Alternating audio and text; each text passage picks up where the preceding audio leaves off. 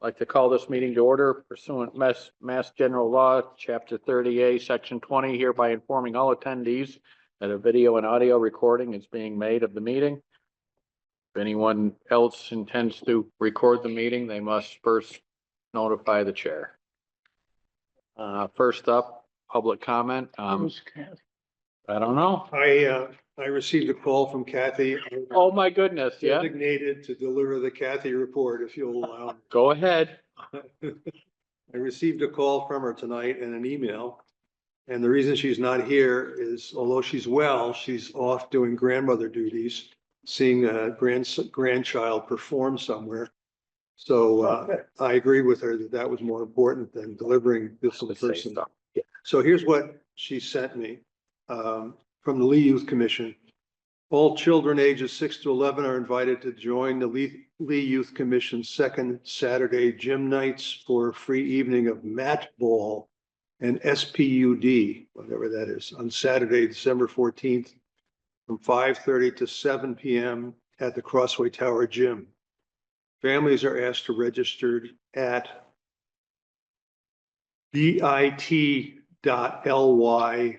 bit.ly/Lee Gym Nights. Parents are encouraged to stay in the gym for the duration. So, so what is mat ball? What is SPUD? Mat ball is a variation of kickball where players kick a rubber ball up and run around oversized bases to score points.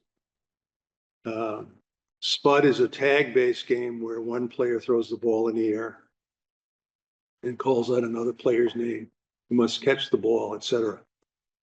Also, the Lee Youth Commission also presents Winter Holiday Pajama Story Time on Monday, December 16th, 4:30 to 6 p.m. at the Lee Library. All families are invited to come together to celebrate the season with stories from the Lee PD and other community members. Wear your comfiest pajamas and join us for all ages. Let your imagination. I'm trying to imagine you in the comfiest pajamas. Brooke, you did that. Can't unsee that. Okay, burning your brain. We'll be sharing tales that honor diverse winter traditions, cultures, and celebrations, creating space for everyone to feel the warmth and joy of the holidays. Whether you observe Christmas, Hanukkah, Kwanzaa, solstice, or simply love gathering with friends and family, this event is for you. Thank you, Kathy. That's it. Wonderful. That is. And Kathy, if you do watch this, thank you for that. And if you're not attending, that's a perfect way to keep us up to date and informed. Thank you. Moving on, correspondence, approval of minutes. I always like skipping over those. We never used to have minutes. Sent you all of it. Move approval is distributed. I'll second it. Peg seconds. Any discussion? Hearing none, go around the room. Dan? I wasn't here. You weren't here, abstain, okay. Peg, Yes. Aye. Dave, Aye. Peter, Aye. Buck Donovan, aye. Correspondence, did we have anything good from other towns? No? Okay. Sign report. So in your packet, we have a list of signs that went out. Most of them fairly mundane. I mean, the outlets. It looks like it includes temporary signs. It does. I don't Well, think, that's not indicated. no, but I assume the St. Mary's Church one is, Right, right, right. which is fine. Then when we see it, we actually know that they went through it's not us, but they went. Is it important to us to know whether this sign is temporary or permanent? Is it something we should know? I mean, in this case, we could guess it, but Trying to think if there's any It's designation that temporary, we're yeah. not seeing. Everything column. I think in brief description, we're gonna be able to see that they're temporary. Okay, let it go then. Yeah. You know, for the purpose of it, we're gonna do that. 63 Main Street, So what is phase 4? it's up by. On the other side.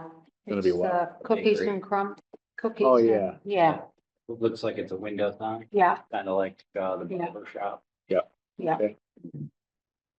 Wonderful, good, getting some empty spaces filled up.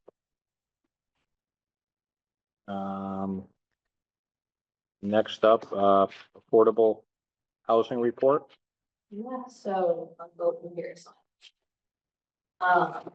Chris and I have a meeting this coming Wednesday, the company out of Collins Center for creating affordable housing.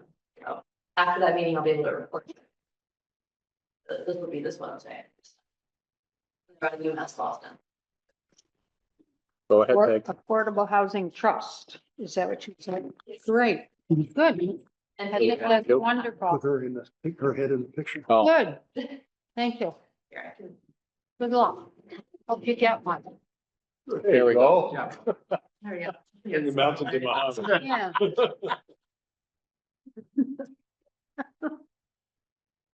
And that, so that's our first step.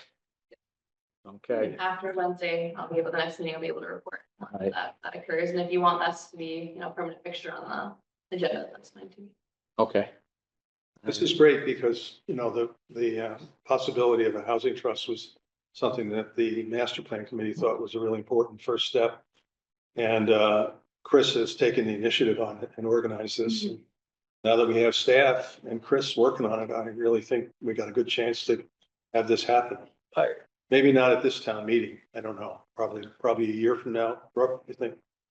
Yeah, I think after this Wednesday, hopefully we'll have some more answers this morning. Stockbridge just issued a big report from their housing trust. There's a big article about it. I think it was in the Edge. Oh, what? Did you guys see the report? No, what are they doing?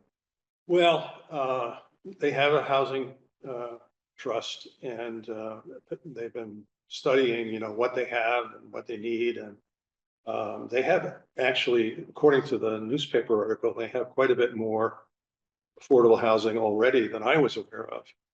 It's scattered around in different places. There's the one that's, I don't remember the name of the street. It was as you go out toward the lake from town and go up the hill around the curve, there was a place on the right that was a hotel that's now housing. Yeah, that's Heaton Hall. Heaton Court. Heaton Yeah, Hall, yep. Heaton House it was, yeah, Freedom Court, yeah. yeah, Yeah, so that's one, and then they have, I guess, another one out by the sewage plant. yeah, They have a few Big one. scattered around. It was quite a bit more than I was aware of. And they're, they're making what looked like very realistic plans to try and expand it a little bit. And so for me, the message was, gee, if we could have something like this crowd working on, housing and Lee, we'd be probably making a lot of progress.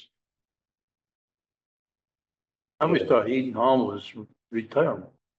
Um, Well, it's Income. senior, I think it's senior. Senior, but Yeah, yeah, which, but it might be, I think it's income eligible too. it is.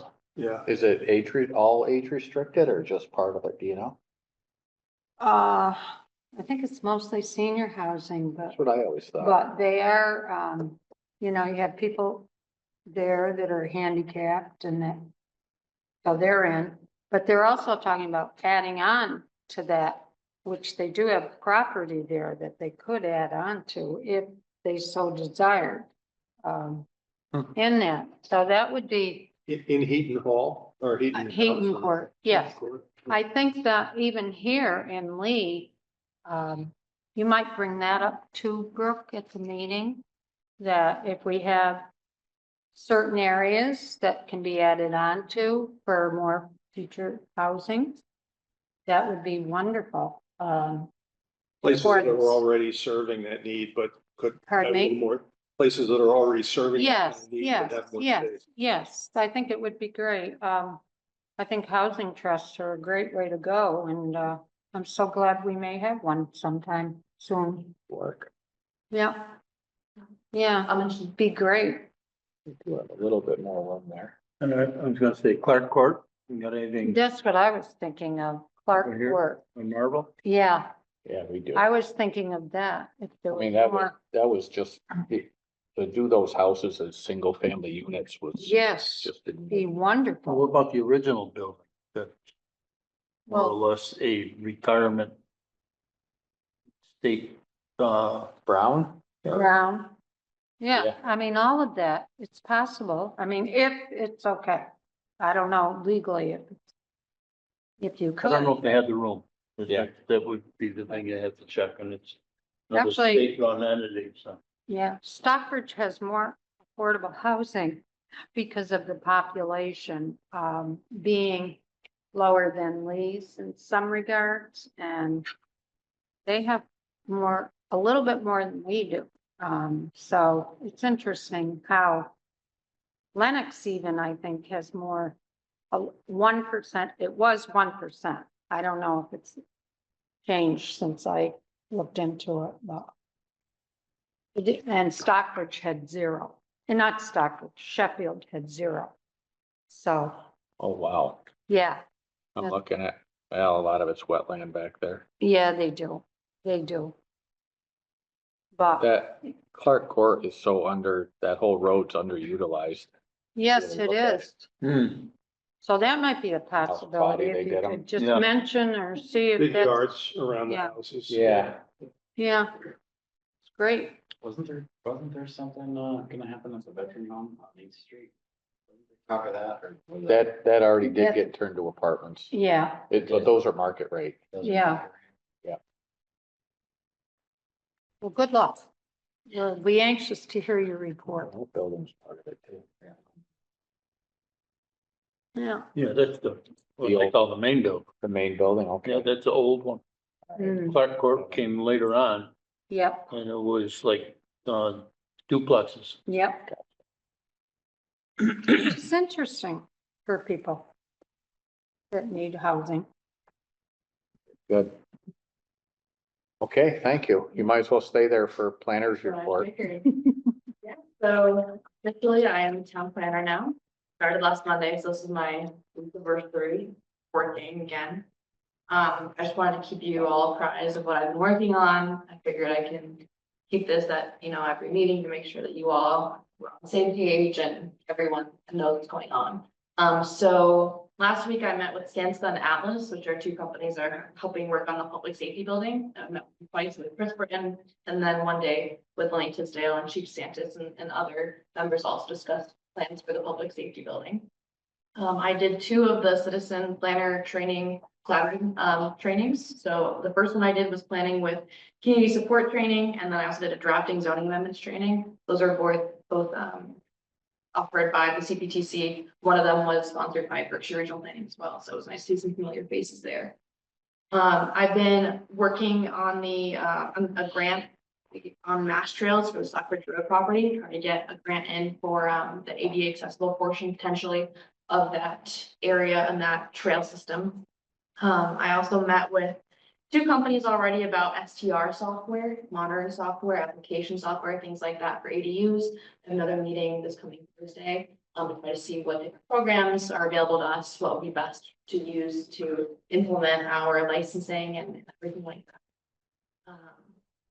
I did some research on Parks and Rec commissions. This is one of the first things I figured I'd start working on for the master plan. Parks and Rec Commission was suggested by the master plan to distinguish from the Lee Youth Commission. So I started looking at some other bylaws locally, for some other towns that have Parks and Rec commissions and what that would be, and to identify different, things of what we could bring in versus what would differentiate that from the Youth Commission. I just started to look for that. I've also signed up for the MMA conference in Boston occurring the end of January. That's not mixed martial arts. No. No, that's Massachusetts Municipal Association, I believe it's called. So Chris, Sabrina, myself, and I believe 2 other employees will be going to that. So there'll be different conferences there and trainings, and so it'll be a good place to network and further my skills too in that regard. This week I will have a meeting with the Executive Office of Energy and Environmental Affairs with Chris to go over some of the new DOER bills, I believe, including solar and the green energy, That's renewable energy. big. Yeah, so Chris and I have a Yeah. meeting this Wednesday as well with that.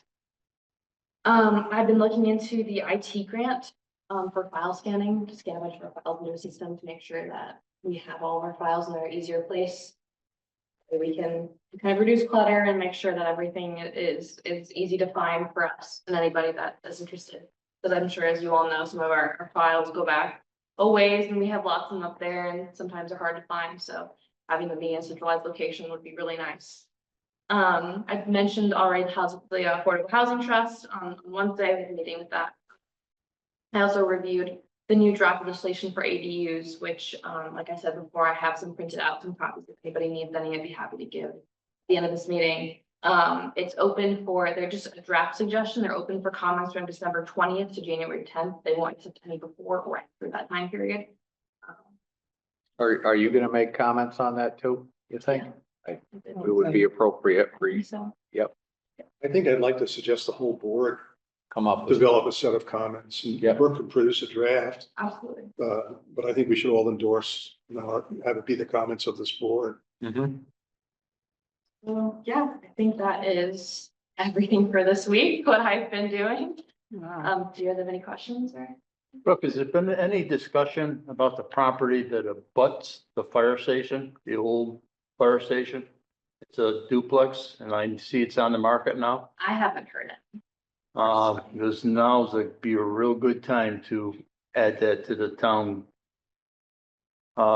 Even if it's for use after or during, the construction phase of the new municipal building. With the contractors are all gonna be looking for offices. So this thing could easily fulfill that. And, after the construction, when we get into reuse, whether we put the food pantry in there. It's got a lot of uses, just might be, I have no idea what the price is, which might be prohibitive, but, I think we should look into it. Mention Okay. Brooke, I have a pretty old copy of our bylaw that I printed some years ago, back when I was sort of master of word processing. Before we transferred everything over to whatever it is, Turbo, whatever, E-code. E-code. Yep. So E-code changed things a bit. They sort of squashed the indentations down. So it's a little harder to tell where you are, I think, but I don't think there's any alternative to that. I think we have to go with their indentation conventions. But I want to ask you to get me, when you get a chance, a new printed version of our current bylaw with all the approved amendments in it that I think we've had all of our amendments approved by the AG's office by now, haven't we? Yep. And so I want to make sure I have an up-to-date version that I'm working from. I know you can download, it may just be a matter of downloading it from E-code and printing it, or you may have to do some editing, I don't know which, but I would like a copy to replace this whole thing in my binder. And I don't know if other board members would like the same thing. I'll just ask. I see heads nodding. I think it's a good idea. Everybody, one for everybody. Why not? Yeah. Can work on that. Good, thank you.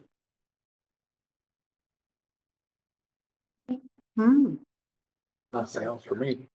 I will be Welcome here. aboard. I'm very happy This to be is- back and be in this position, so.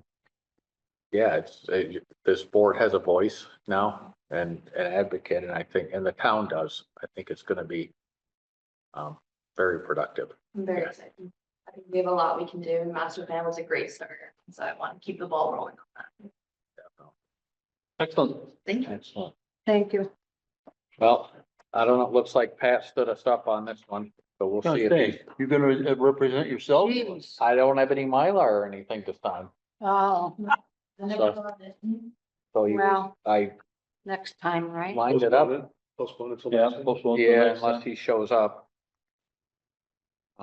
We'll start our discussion about residential zoning. Okay.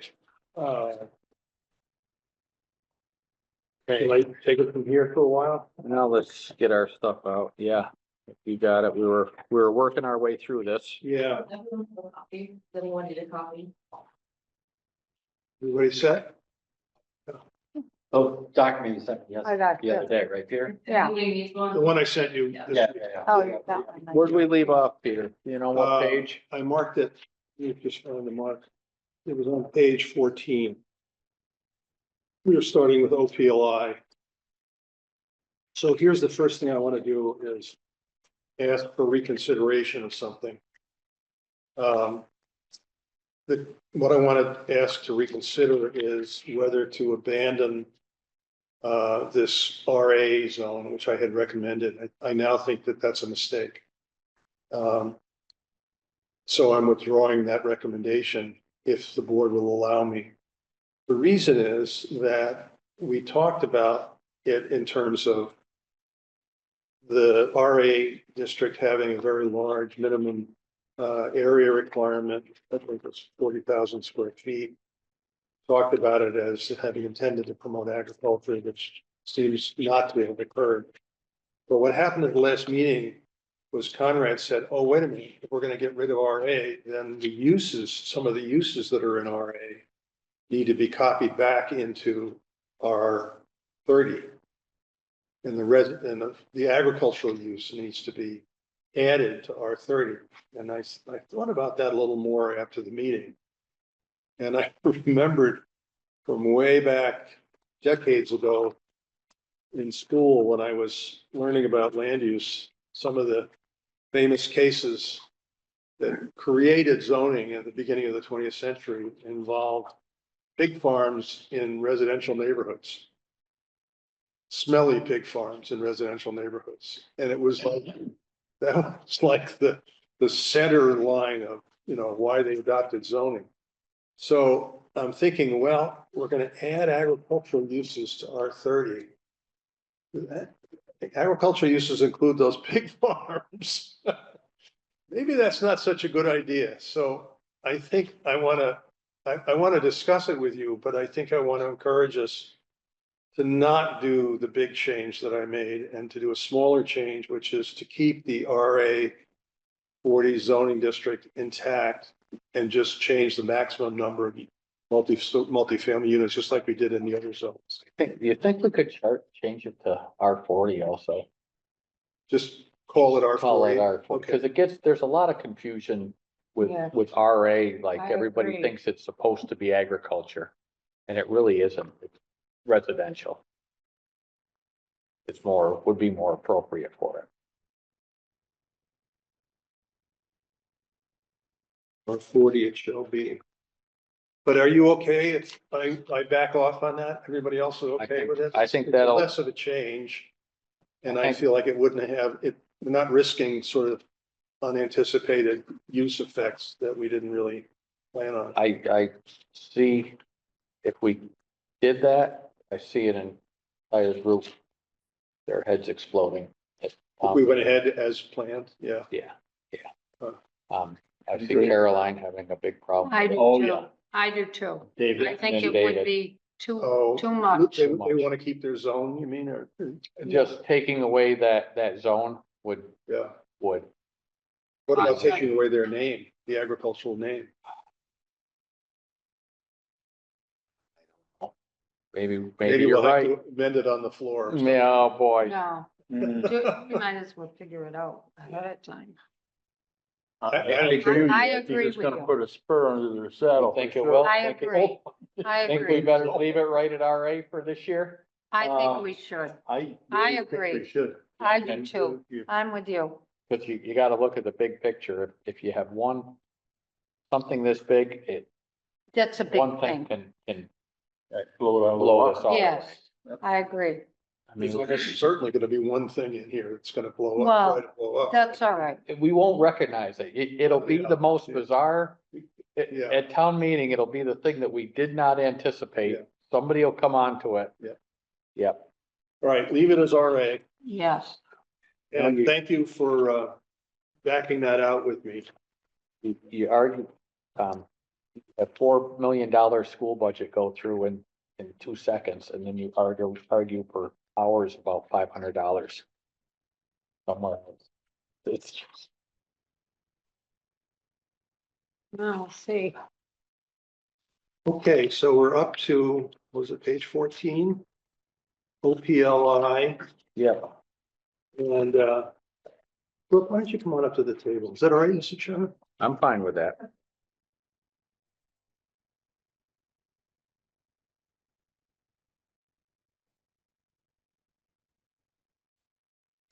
So you'll see on paragraph K, page 14, we've got just some excess cross-reference language deleted from paragraph 1. And then nothing changes on page 15. Page 16. There's some excess cross-reference language deleted. And that's it, really. There's nothing changed here as to uses. Now, there may be some stuff in the table that follows in the dimensional requirements table, but nothing in this section. Ready to go on to proposal 3 is to repeal table 1. And I'm proposing to replace it with section 199-51B, C, D through H.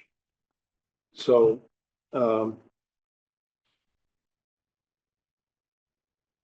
let's start with 51A.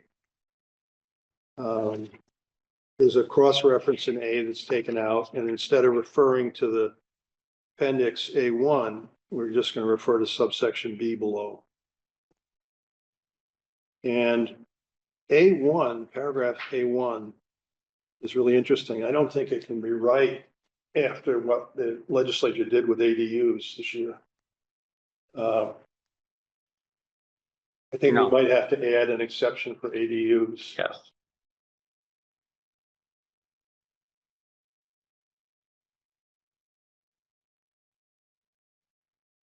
So I'll add that.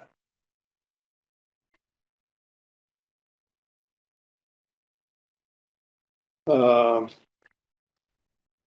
we're doing away with the table altogether I'm replacing it, I'm putting with. almost all of it on page 18. Okay, There's only All one right, gotcha. column missing on page 18, and that's covered in the text below okay. about building height. Mm-hmm. So, you know, I'm doing this, it's a lot of ink. And then there's some possible confusion that we'll try to, you know, avoid, but the idea of having dimensional requirements on page 40 of this 130-page bylaw, and then having an appendix, and then having substantive rules that are in the flip side of the appendix, back page, is at best difficult and at worst overlooked with substantive rules. Things that are in the footnotes don't always get read. And so what I try to do in this redraft is to have it all, the dimensional requirements in one place in this one section 5.1, and to convert the important footnotes as new additional subsections C through H. Okay, so let's get into that. All of A is the same. B is new, and that's on page 18. And the changes from the table in format are that I reversed columns 2 and 3 of the data. I put the two area requirements next to each other when they weren't before. And lot frontage moves to the right, area for two-family moves to the left. And I have taken out the columns for minimum building height, which if you look at table 1 in the bylaw, you'll see that in every case, it says 35 feet, 2.5 stories. I thought, well, it'd be more compact to just say that once rather than 8 times or 12 times or whatever it is. So I took that out and made it a subsection E. And now, as to the substance, there are some things here that I'm changing or proposing that we all change. I don't think I changed the area. Um, Maximum coverage? Are you saying? I did change CR from 3 acres to 2 acres.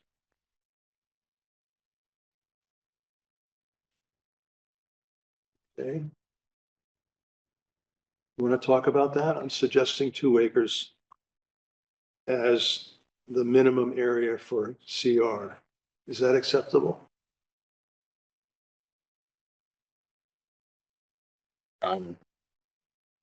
My reason is that I think 3 acre zoning is often seen as sort of like the prototype for exclusionary zoning. Mhm. Now, it's not throughout the whole town, so it's not like the whole town of Lee is exclusionary zoning, but we're saying that part of the town is deeply restricted in order to conserve open space, which we're allowed to do. But 3 acres seems to me a lot, and it seems like a significant imposition on the ability to construct housing. If somebody has a 4 acre lot, they could subdivide if the minimum acreage is 2. If they can't subdivide if the minimum acreage is 3. Yeah. So it would potentially produce, potentially, not certainly, but potentially a little more density, a little more subdividing once, single lots, maybe even if there's going to be a big parcel broken up, it would produce more lots on that parcel. If there was a real, full scale subdivision in the CR zone, it would be 2 lot parcels instead of 3 lot parcels, which could make a difference, quite a difference in terms of marketability. If you buy a 40 acre parcel, I don't know if we have any 40 acre parcels left. We must, right? Yeah. You own one. Smile. There you go. The land baron over here. I know. That's what I'm thinking, a lot of, but, it's 2 acres still isn't. In Lee is marginal. But Marginally too small. too big, Oh, you can't get enough density in. yeah, Okay. okay. Infrastructure costs on a subdivision are so ridiculous. You have to put things in tight. So do you want to propose? No, No, no, I think 2's fine. Okay, everybody okay? with That gives, it maintains the rural look that we want. I think CR was intended for. two? Okay, I good. agree. All right. But I'm looking at your coverage, building coverages. Yeah, I'll get to that. We'll get to that? Okay. I'm gonna All work right. my way across, okay? All right. So for 2 family, I have reduced these numbers quite a bit. The number, do you have your bylaws with you? You don't probably, do you? I'll read it to you. I'll read to you. Yeah. I'm looking at it here. I got them. It's, Yeah. the current numbers are 40,000, 40,000, 40,000. RM, 15,000 is for RM. CR is 3 acres. RB is 50,000. Industrial is NA. DCBC is nothing. It doesn't say anything. There's no acreage for DCBC, for 2 family. I don't know why. For CBC, there's nothing. I'm proposing 8,000. For OPLI, there's nothing. But I've got a C below, which we'll get to. And for PCVC, there's nothing. It's blank. Does that column look okay? Yeah, I wonder what the blanks are. What would you, how would you interpret that? That it's not They allowed? never thought that it would come up, that it would be 2 family, or multifamily, 2 family houses. I don't know. I mean, it's not an allowed use explicitly as by right in 4.2, I don't think in those zones. Yeah, I think in CVC it is 1 and 2 family dwelling. Is it? Yeah, So it's just an oversight then. so I would say if it's blank, it would be the same as a single family dwelling. Oh, I see. Or there would be no minimum lot size. That would be unreasonable. Yeah. Yeah. I don't know. I guess it depends on the enforcement officer's view of reading existing bylaw. Anyway, it seemed to me that we should have a number in these places, even if there's one missing in the current bylaw. Okay. Lot frontage. I think I left these the same. 75. Oh. CR. Oh, is still 200. CR is already 200. Industrial is 125. BCBC is 60. So I guess I didn't change these. Oh, CBC is 60. Yeah, yeah. And PCVC is 1,000. So that column's the same as existing bylaw. Now, any comment on that before I go on to setbacks? So lot frontage for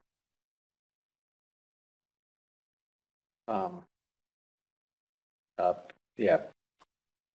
PCVC, Yeah, yeah, there was 1,000 feet. yeah.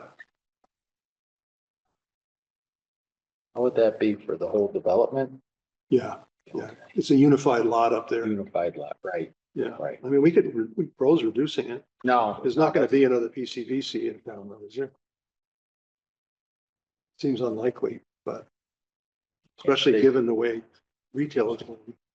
Yeah, they're just, I mean, I think this might save them if possible, if they can take advantage of it. 'Cause Turning it into housing.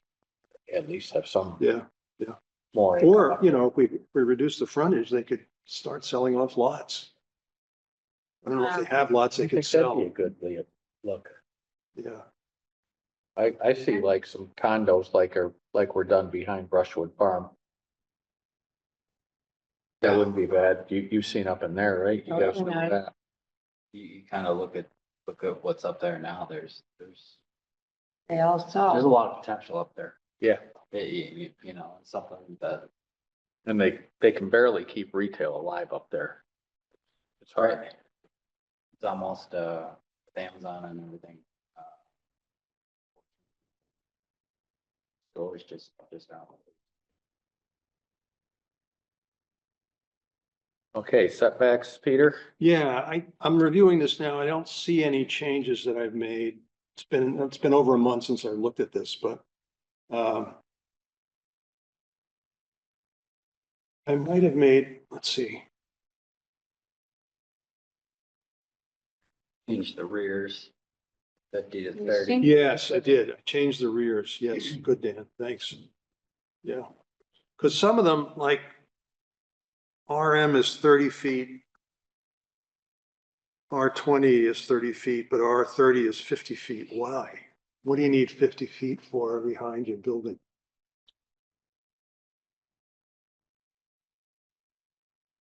I mean, if it was 10 feet, I'd be okay, but 50 seems like a lot. Mm-hmm.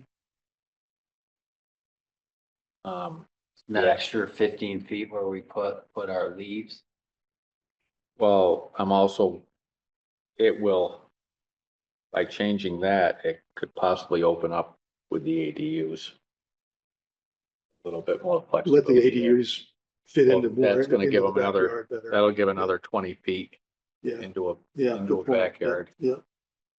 Cause 50, yeah, So which one are we changing now? So R30 was 50 and is now proposed at 30 for rear setback. RA is gone here because I took it out, but I'll put it Right. back at 30.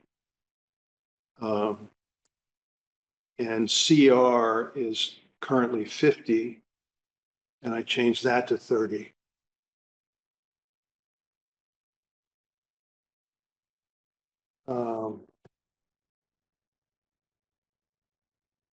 Oh, I took out the floodplain row from the table. Didn't mention it earlier. I couldn't figure out how the floodplain is even a zoning district. It's an overlay district where there are floodplain regulations that apply. But do we think that if you want to build something in the floodplain, you have to have 5 acres? I don't think so. If it's CBC, it's CBC. Yeah, I would take that out. I don't. Yeah, so I just understand dropped why it. That's there. Okay, so now we get on to maximum building height, and I'm gonna put that off until we get to subsection E. And then we get back to your question about coverage for buildings. And I propose to increase these quite a bit. It partly to help with housing and partly because I thought that the numbers here are really low. 25% coverage on a 10,000 square foot lot. I guess it's 2,500 square feet, but that counts garage and outbuildings And ADU. and ADU. Yeah, Mhm. yeah. I just don't know. I mean, tell me if I've misjudged this, but it doesn't seem to me that this very restrictive regulation accomplishes much, except the main thing would be to make it harder to put housing in, right? Mhm. Well, here's the thing, by doing this, you're gonna, it will make the multifamily easier to do in say like an R20, R30 zone. Because you're gonna have, say a 5 unit is Yeah. gonna be over 5,000 square feet probably. Or more. Yeah, Or I it mean, could be the 6 or footprint 7. on the land would be 1,000 Yeah. square foot per unit probably. Yep. Yeah. If it's all one level, yeah. Yeah, that's good, just looking at my house. If I decided to renovate my house and turn it into housing. 50% would give me more flexibility because I only have a third of an acre. Can't hear you. 50% with what? Give me more flexibility to renovate my house into a multi-family dwelling. Yeah. yeah. Whereas 25% might make What zone are you in? R20. Okay. Yeah.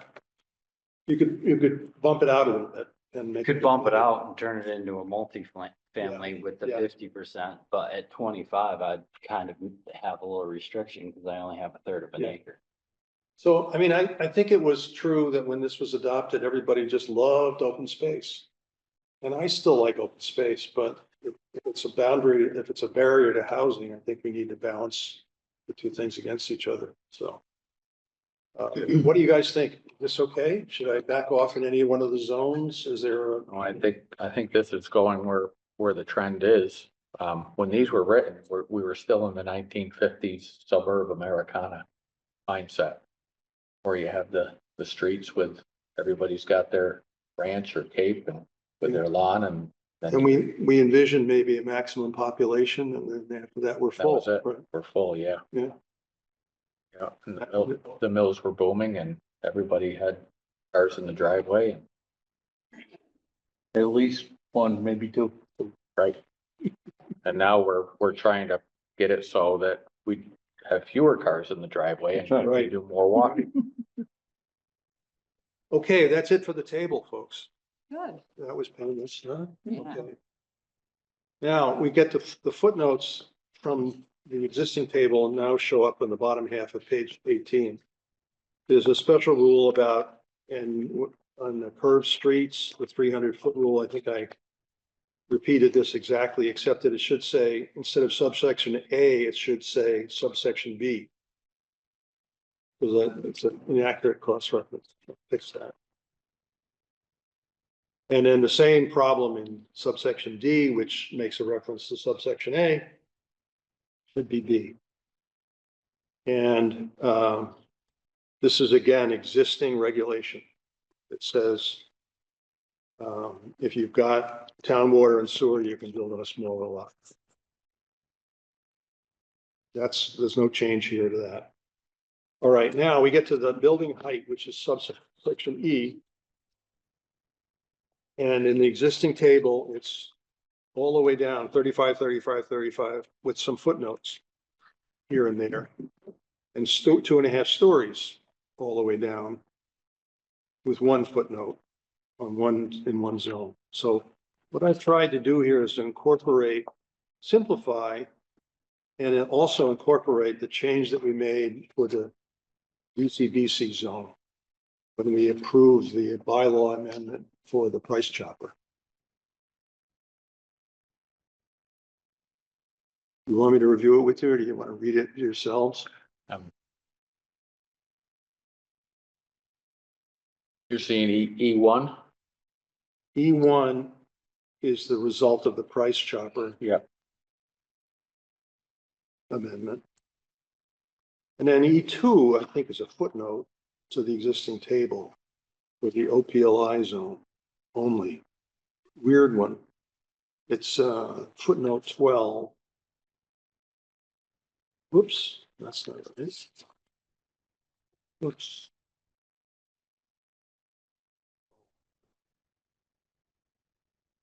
Footnote 11. Footnote 11 now says for the OPLI zone, the table says it's 35 feet, this maximum building height in the OPLI zone. Footnote 11 says except 45 feet or 3 stories where a sprinkler system is designed to the satisfaction of the Lee Fire Chief and approved with the site plan. So, okay. So, I thought rather than having the fire chief sign off on it, it ought to be if you want additional height, just as in E1, in E2, if you want additional height, you ought to get a special permit. That is a change in the venue of the decision maker. And it allows for additional height of unspecified amount. It doesn't say 45 feet. I could add that if you want, if you want. But this is one of those footnotes I think nobody ever read. Well, and that you don't want to put that sort of responsibility on fire chief either. Right. That's an engineering. Well, there are things that happen with the approval of, but usually there's a board that asks, did the fire chief approve this? And then the guy says yes on the record, and then it's okay. So, all right.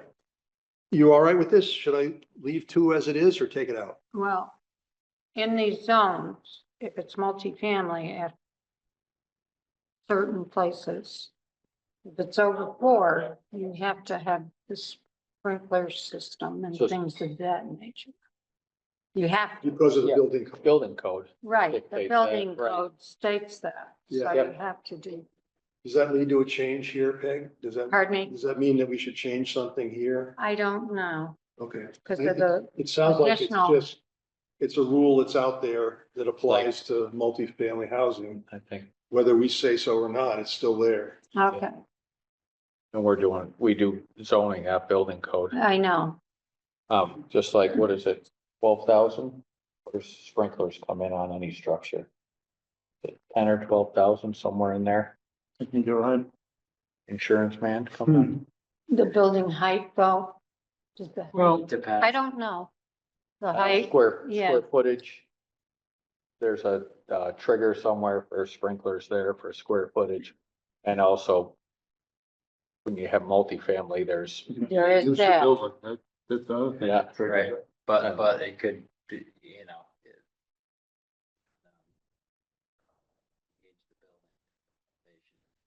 Construction. Yeah. and what would be required, because they may not do enough work. It's almost like adding an elevator to a building. You know, if you do okay, too much work, you Mm-hmm. gotta add an elevator, so yes, people kind of do less work, so they don't have to install that's $1 right. million elevator. Question, Okay. just a quick question. So the 35 feet, 2.5 story building in a residential zone. What if they have the 2.5 stories and then they put solar do they have to then? That doesn't raise the story, I think that's a question that Gordon would answer definitively based on building code. Because the building code has a good definition of stories. I don't know if we do in the bylaw, but I think the answer is almost certainly not a problem. Just put solar on a roof. It usually doesn't increase overall height. They're on the roof, but I mean, it's not. It's Not sticking up from the peak of the roof. Yeah, it's not coming over the peak of the. I've never seen a system like that. They'd be wind unstable if they were doing that. They'd have to really be anchored.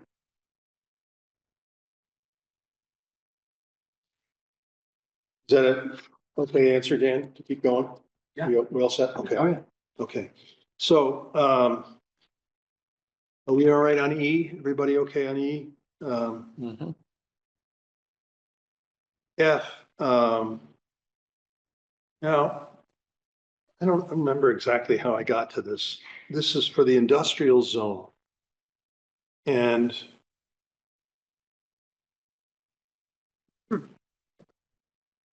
I put a C below in the table for the industrial zone. Currently, the bylaw says 50%, and there's a footnote 7, which doesn't talk about this at all, this topic at all, but there's an additional rule about non-vegetated area. I guess that means paved area. You can't pave the whole thing. It says total non-vegetated area shall not exceed 75% of the total square footage of the lot. Planning board approval of a plan illustrating sufficient vegetated screening of the industrial operation from public view is required. So it doesn't say site plan, although I guess that's what it means.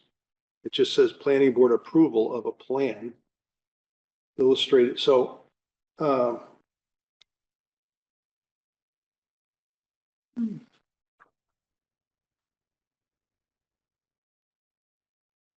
so I think I made a mistake here, one mistake at least, in the text that you have in front of you in the last line says total non-vegetated area shall not exceed 66% of the area.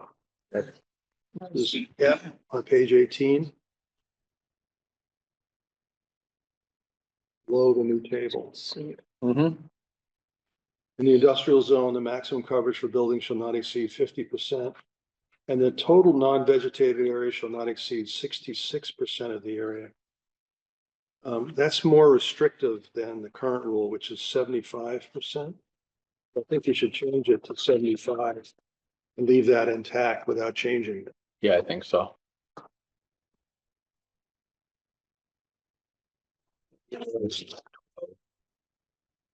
Okay, so the reason it's C below in the table is because of the non-vegetated area extra rule. So it's still 50%, just like everybody else, just like OPLI, for example. But there's an additional rule for paving limit. Well, it's not paving and building together limit, non-green. All right, G. In the OPLI zone, minimum size for an Northwest Park is 10 acres with a minimum of 2 acres for individual lots, and the minimum frontage for individual lots is 125 feet. OPLI side and rear setback bordering residential area shall be 50 feet. Probably. So these are things that are in the current bylaw, I believe, although there's like 15 footnotes for OPLI, and I don't know which one it was. I'll try 12. 9 and 10.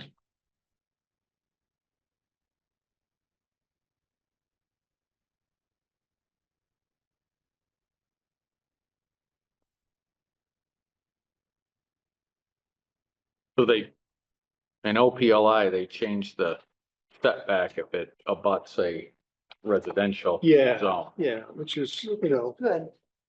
Because we know people that which is basically true of all the lots in our OPLI zone, right? In our, Yeah, Right. and they define it as OPLI as each lot, not the whole district. yeah. Um, So I think what I tried to do in G is to boil down all of these footnotes in the table. Did I accomplish, did I succeed in that? Did I do it right?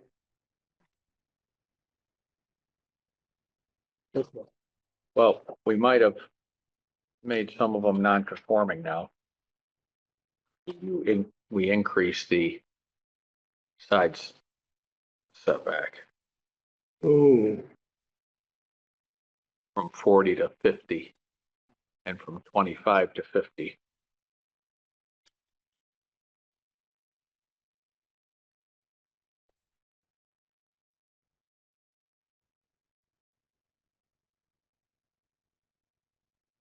Which one's better? Do you think maybe we did that too? which, let's take one at a time, Buck. Which Oh, thing okay. first? In your, wait a minute. Okay, no, I'm wrong. Sorry. Okay, No, I was reading it wrong. I forgot about the table. yeah, Thought we were going all by text. No, we're good. I We're did good. reduce the rear setback No, you're from good. 40 to 30, except where there's residential next door. Yep. Okay. Yep, I see I read it. Okay, all right, everybody good on G? H.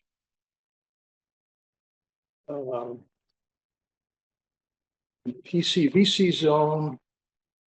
Maximum coverage by impervious materials shall not exceed 60% of the area. And that would be either probably footnote 16 or 17. Oh, yeah, it's footnote 17 on existing further. See, these are things that I didn't think we ever knew about. You know, we're doing site plan reviews. It's just like, where the heck is that buried, you know? So this is making a little bit more together in one place. You want to stop or you want to keep going? what time is it? It's just 7 now. Just 7? Keep going.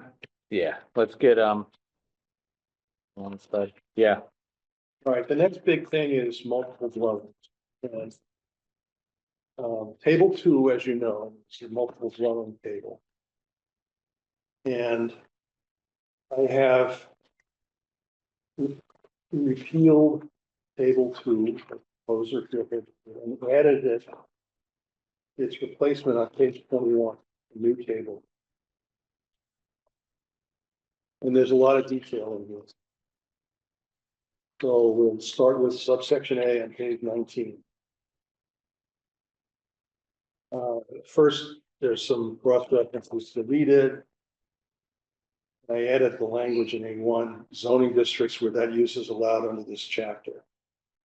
So that's a reference back to 4.2, which has a list of zoning districts and it says whether multifamily is allowed or not. Now, A2, this is one of the many places where I thought, what were they thinking? Oh, I know what they're thinking. They're trying to make it as painful as possible to get a multifamily housing project approved. So this was all about shall be accompanied by such plans and information as are required herein, very official sounding. That's done anyway, even without saying. with a that. site plan. Yeah. Yeah, special permit. Yeah. Yeah, it's a special permit, so Right. you don't need to be, that judgmental about it. And then in B, there's another thing that says you got drawings or reports indicate not to create traffic hazards. Anyway, I put some of that stuff down below in D, in plans and statements. Tried to consolidate it. It just seemed to me like it was over and over and over again, the same sort of thou shalt not stuff. All this is the same as a special permit. Yeah, yeah, so we don't even probably need D, actually. But Yeah, I don't think we do. I don't either. so should I just delete all of D as it exists in the current bylaw? And just say this is stuff that they have to put into a site plan, which is part of the special permit, then Yeah. it's just Yeah. repetitive and unnecessary, all right? Mhm.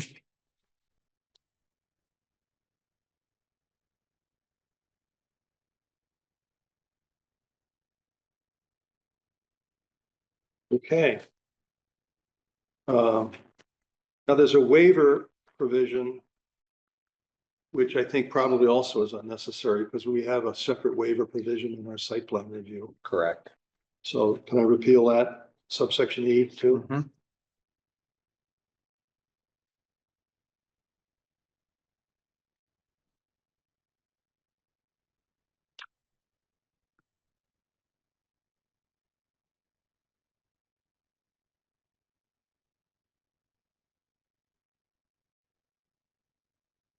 Subsection F is a rule about two roadways for large developments.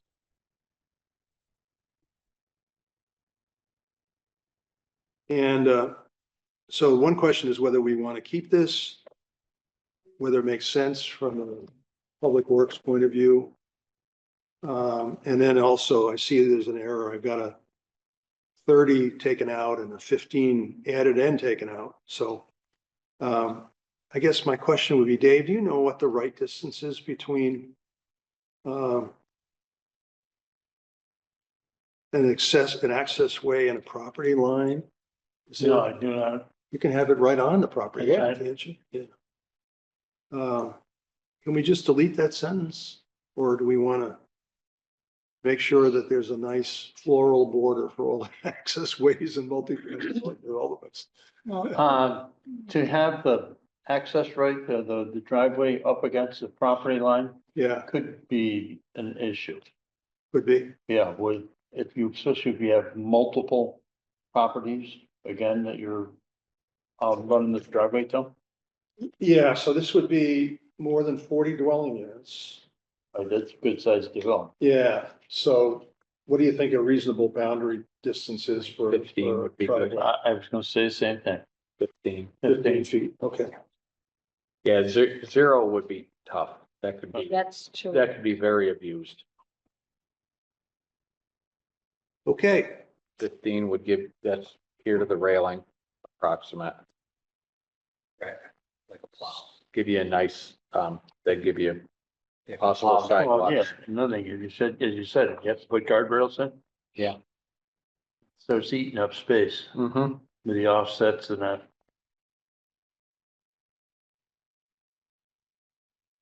subsection G talks about pedestrian circulation facilities and vehicle circulation facilities. I interpreted this as applying to multi-building developments. I'm not sure what they had in mind. If you're having, I guess if it's just one building, you could still need to have a sidewalk and a driveway, but it seemed like, I don't know. What is that, chapter 241? Did you look at all? I didn't look, but I think it's our subdivision regulations. Yeah. So at one extreme, ladies and gentlemen, I would say this whole G is completely unnecessary. Well, as long as we cover it someplace else. Well, I mean, it's, we're gonna have site plan and special permit review with the selectmen on it. We'll have site plan, they'll have special permit. And that includes traffic circulation and parking as one of the criteria that get evaluated for site plan review. And the site plan bylaw requires plans to be submitted describing all of that, so I don't know what this really adds. But again, it seems to be one of those, shaking your finger things that didn't really accomplish anything. Me, it was, anyway, I didn't propose to. I'm guessing that it's requiring sidewalks. That's exactly right. Gordon's in the, I think Oh. Gordon's in the waiting room. Here we go. He's been there. No, I looked before he I wasn't. didn't think he's been, I don't think he's been there that long. So. Oh, we paused. No, just So like the Gordon. options here are add multi-building, multifamily like I did, or not. And leave this intact or take it out.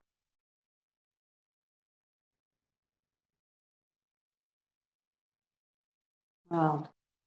Well, Such, just say, I still think it needs to be covered in the subdivision regulations. And if it is, Okay, then we don't need it twice. okay. Is that something I could ask you to do, Brooke, to check and see if the subdivision regulations make this redundant?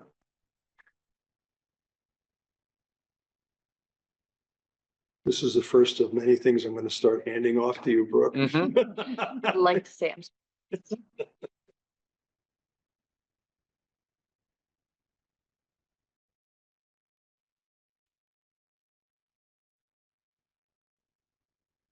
Okay, we'll go on then and leave that one pending.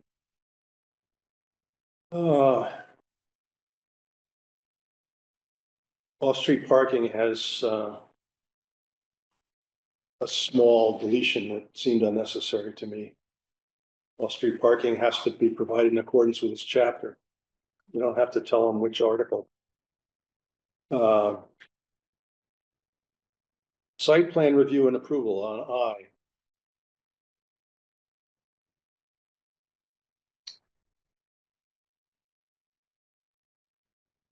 The first sentence seemed unnecessary in light of the second sentence.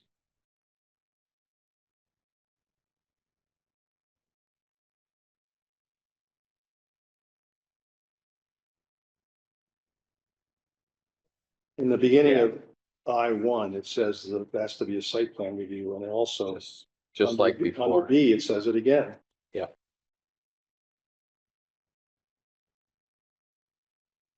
Subsection 2 has unnecessary language at the beginning.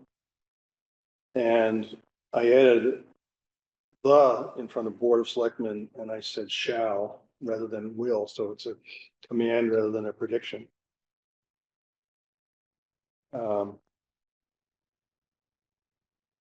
Nothing on 3. On 4, I've added of the special permit to clarify what the original approval relates to. I've added Board of Selectmen in 5, which is the special permit granting authority for multifamily. J is unchanged. K is a restatement of the bond requirement.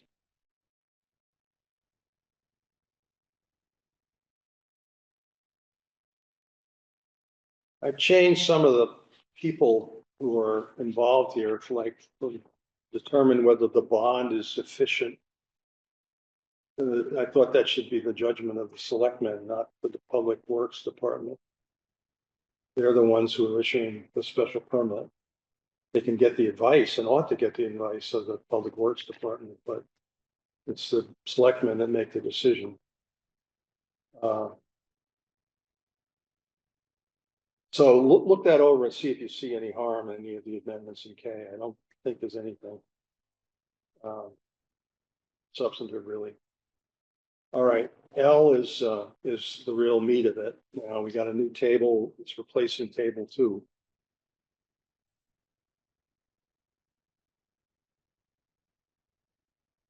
And I don't know if you have table 2 in front of you, but there's a lot of blank spaces in table 2. OPLI, I, floodplain, PCVC said multiple dwellings are not permitted. Well, that isn't really a dimensional decision. That's a allowed use decision, which we either allowed or didn't allow in these districts back in the 4.2 part of this thing, right? So where it was blank, I generally put in NA to mean not applicable in this district.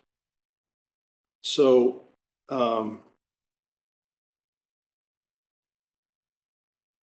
the first thing in the table is the maximum number of dwelling units per acre. So we've talked up to now solely about the maximum numbers per lot.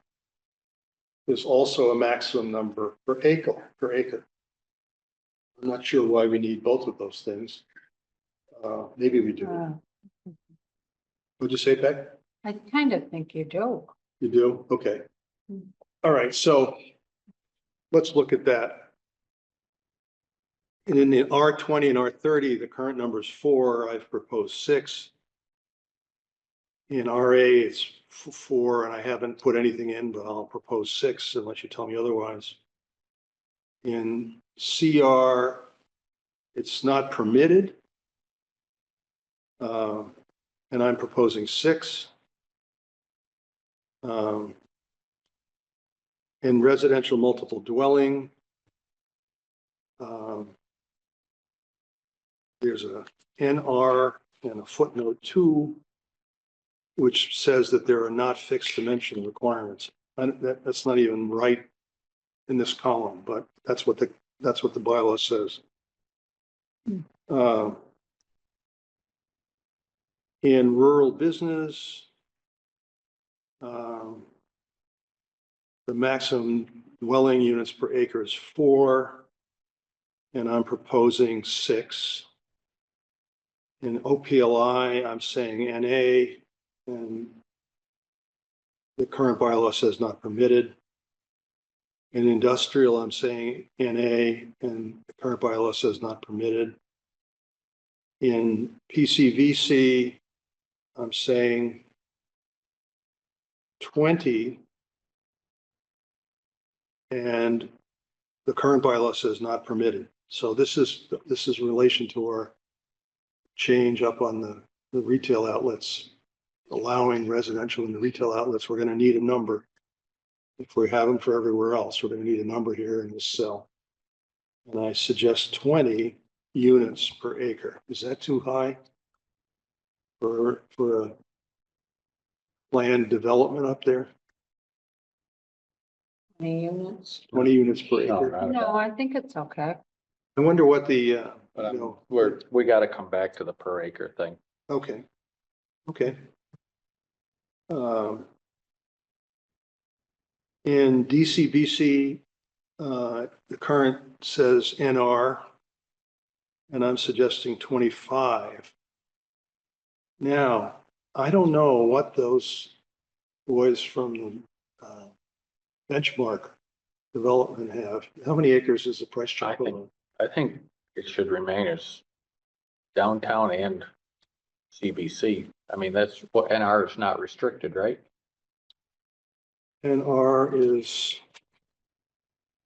no fixed dimensional requirements. I guess that means not restricted. NR? NR in both cases, Buck? Yeah, Okay. because if we do that, then you have like our apartment buildings downtown. I'm not sure how many units are in some of those. Like even Hyde Place in downtown, there's got to be more than 25 in there, isn't there? I think so. Yeah. Okay. The 1 acre thing, so going back to our old table. They had 1 acre as the looks like minimum you could do multifamily on. You had to have 1 acre in any zone. No, Yeah, area required, 1. oh, I see. Okay, in 3 cases it is. In RM, it's 20,000. Right. In BM, it's 15,000. I don't know why I left that out. Well, but I'm thinking that we want to do away with that. That whole column. Yeah. Okay, that's what I must have been thinking that. That's Yeah, why but it's not you- here. But don't forget, you I'll also take have, credit for that. you have to put RA back in because we're reestablishing Yes, that. yes. Okay. Yeah. I mean, that's the whole point of this is to allow more housing density.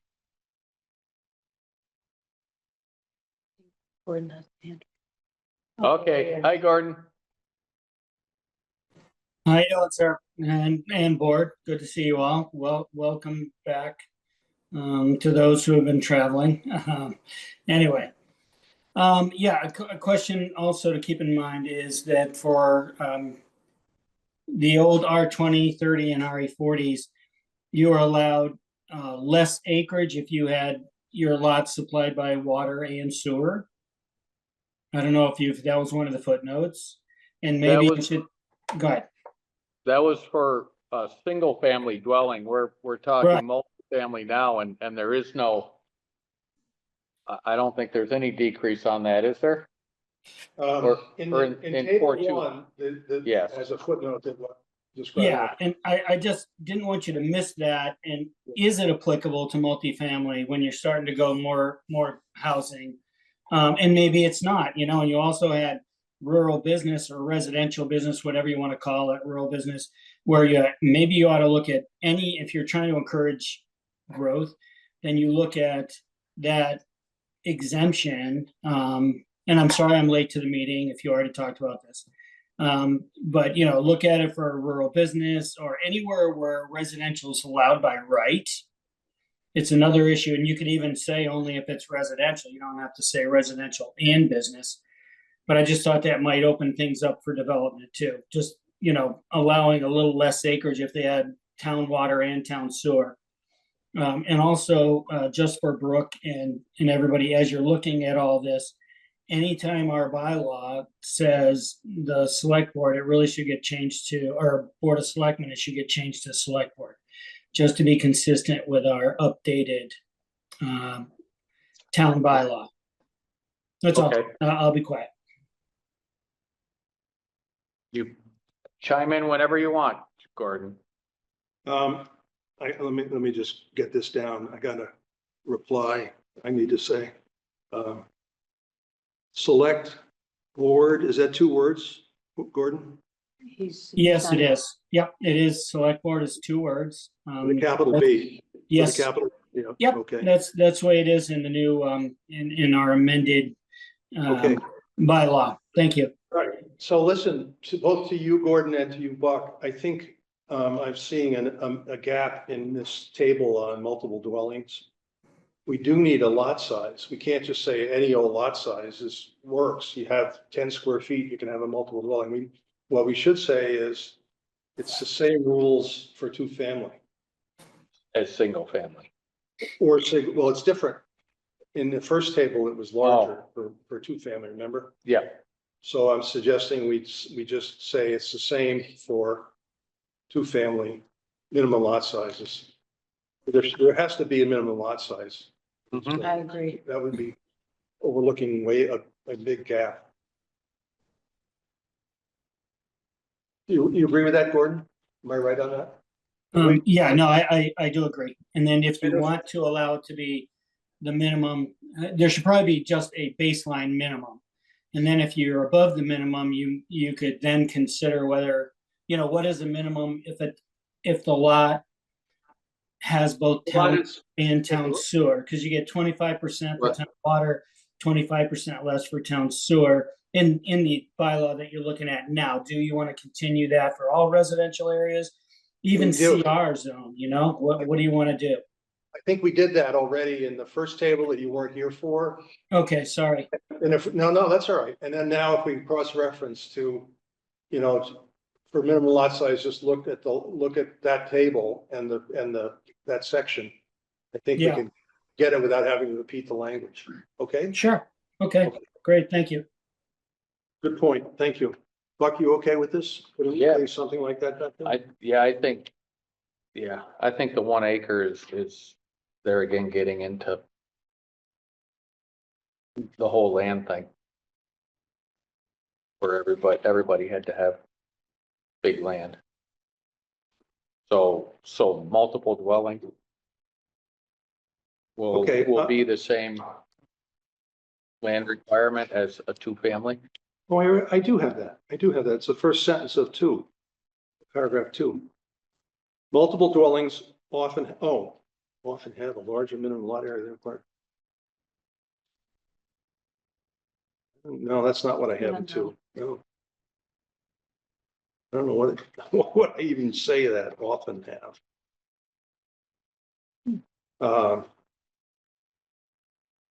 So how about if we say something like the same as 2 family, except if you've got more than 2 units, we have an increment that gets added.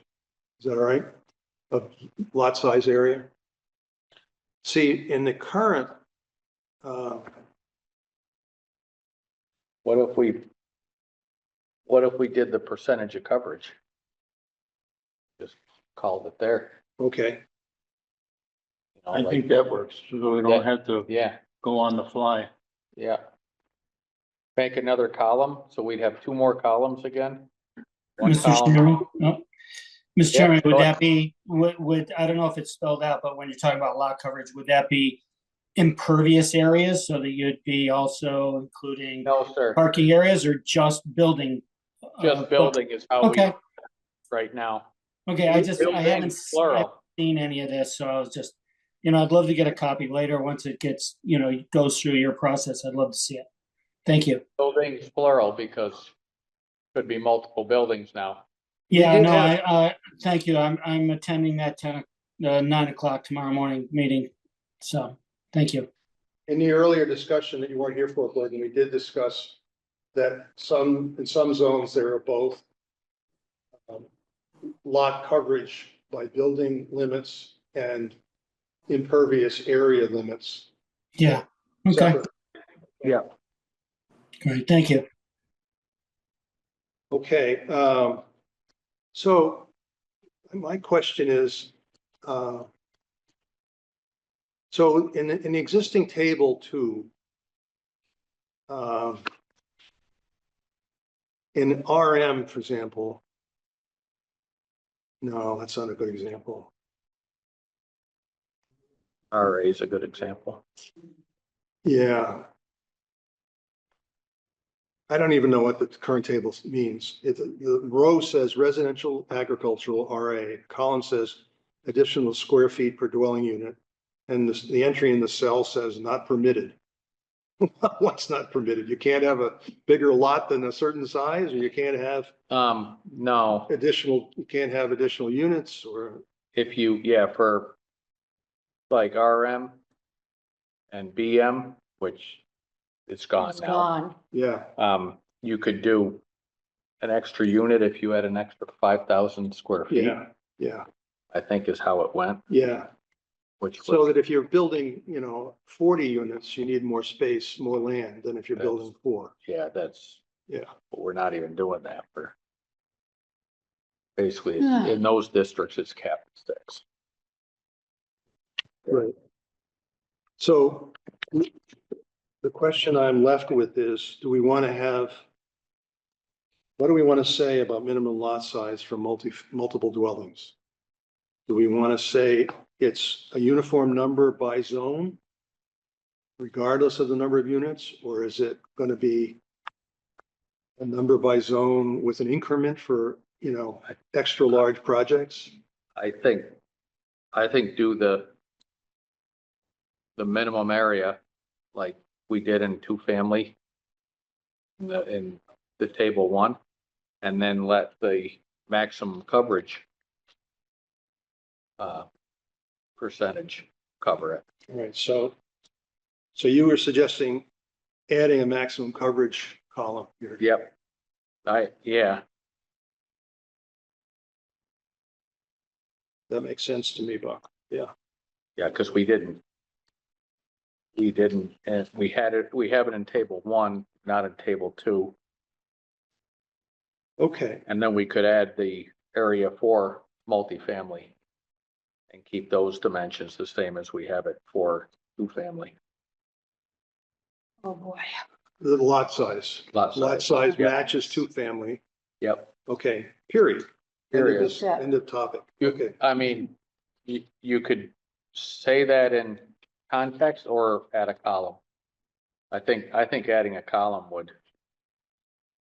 be more clear. all right, all right. I know we're trying to get rid of some columns, but. Mr. Well, Chair, it makes it more like the other Yeah, table. Gordon's up again. no, I'm sorry, I don't mean to interrupt Peter, he's the member, so. Oh, no, go ahead, Gordon. All right, thank you. No, what I was also thinking, like an R20 zone. I mean, there's 20,000 square feet. Look at Abbey Court, Bradley Park, those kind of things. If you're thinking be cognizant of only 20,000 square feet when you come up with your percentage of lot coverage. I know you're talking about percentage of building coverage. Some of those lots are actually substandard when they were created, when we brought in zoning. So I don't know how you're gonna do the pre-existing non-conforming with the mandate from the state to allow an additional up to 900 square feet on a lot. I know it's a long way from 20,000, but in some of those other areas, I don't know. We'll have to look at the map and decide if that's gonna be problematic for square footage lot coverage. We've upped the coverage also. The percentage. Yeah, You that's why I'd love to see it. That would kind of solve that, right, Gordon? Well, if you allow them 100% lot coverage, it would be great, I mean, then you don't have to worry about it. I don't mean, know what your that's real percentage is. radical there, 100%. No, I don't know what your percentage is. Most of those are probably 1,200 square feet at the most. Yeah, They're pretty small. Another 9, so you got 2,000, maybe 2,500 square feet. That's still like just around 11 to 12% of a 20,000 square foot lot. So yeah, I mean, I didn't know you had already said that, so I just have to wait and read what you guys got. We're raising, for example, R20 from max coverage for buildings from a 25% value to 50%. And we're also doubling R30 from 20 to 40, doubling RM from 35, not doubling, 35 to 50, et cetera. Okay, Gordon? So what are you doing for the CR zone for lot coverage? Those are huge acreages, minimum 33 acres. CR now is 25. 20, we're Okay. going to 25. And what about the RV zone? That's where all our entry roads are all RV coming in from East Lee and from Lennox with Currently- single families on them. Currently 25, proposed 40. Okay. Just wondering what was going on. All right. That all seem within range of reason? I have to think about that one, coming into town and seeing, it'll be interesting. I want to take a look at the lots and what you've got written up, but it's not unreasonable, I think. All right, worth study though. Okay. Yeah. Yeah, worth looking at. All right, so let me just summarize, or Buck, you can help me. So we're gonna put in lieu of two's coming out. And we're gonna put in a statement that says minimum lot size for multifamily is the same in any zone as it would be for a two-family. Do you want to do that, or do you want to add a column to the table? Oh, okay. Well, if we add a column, then we gotta put in all of the other stuff at the bottom about, water and sewer. I gotta add a section about water and sewer. Do we want to do That's a the count, or exception. do we want to do a percentage of the lot size? Well, we'll do We'll do both. both. We'll do We're both. gonna do both. Yeah. I think you need in all zones. You want a column added? I Okay. think it would be more understandable. Okay. It certainly looks more like the other table. It would look more like our 1 and 2 family table then. Right.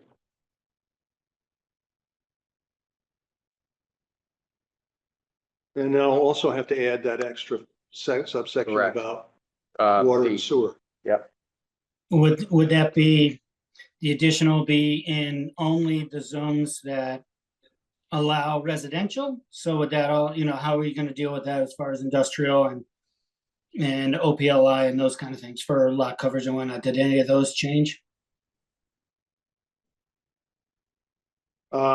Change from the column, the first table, or change from current law? From the tables, like where residential isn't necessarily allowed by right. So I don't know if that's impacting. Well, all I heard was, let's make it the same in all zones. And I just So want to say, no, so maybe all not in all residentials. We have in the first table that you haven't seen, Gordon. Yeah.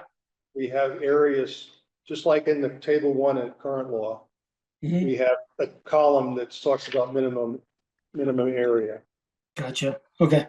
And then So I'm gonna replicate that in this second table, just as it appears. I'm just gonna cut and paste.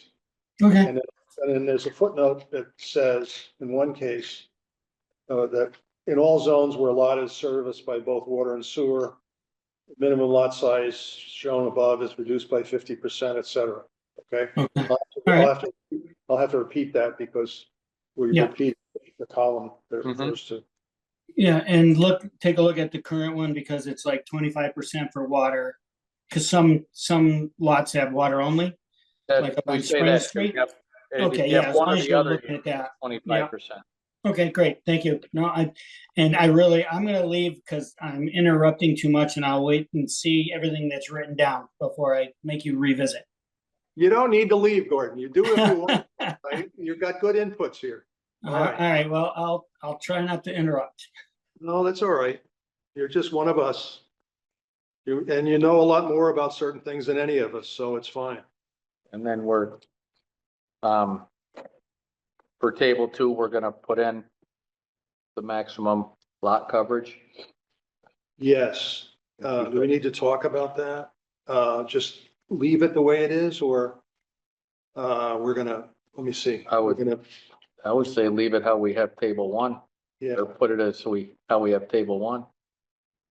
Would be it'd still be pretty generous.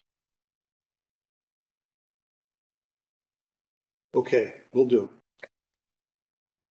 All right, so on to the bottom of page 21, paragraph 3. We have a rule. I don't know, we have a rule that says not more than 12 dwelling units shall be provided for in any one building. Do we follow that? Is Hyde Place like that? Yeah. It's not gonna be the rule at Eagle Mill. Do we want to have a maximum number of dwelling units per building? I mean, I guess, we're a rural town, we want to retain some residues of ruralness. But the big project on the riverfront that those guys, those press chopper guys proposed last time had, what did they have? 40 units on the Mhm. riverfront building? So what should we do with subdivision 3? Get rid of it. I would support that big time and leave it up to the Maybe leave it to the special permit granting authority. Yeah. Okay. It's amazing how many different things there are that a developer has to comply with, and they're just scattered all around. It's like picking flowers, It's just, Well, and you're out in the because- field and, oh, there's a daisy, oh, there's a lupin, Yeah.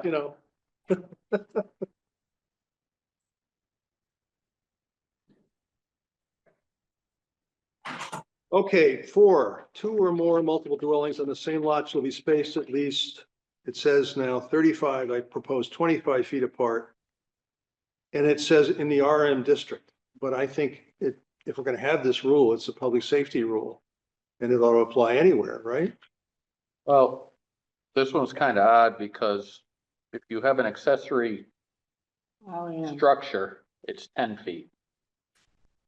Right, building commissioner?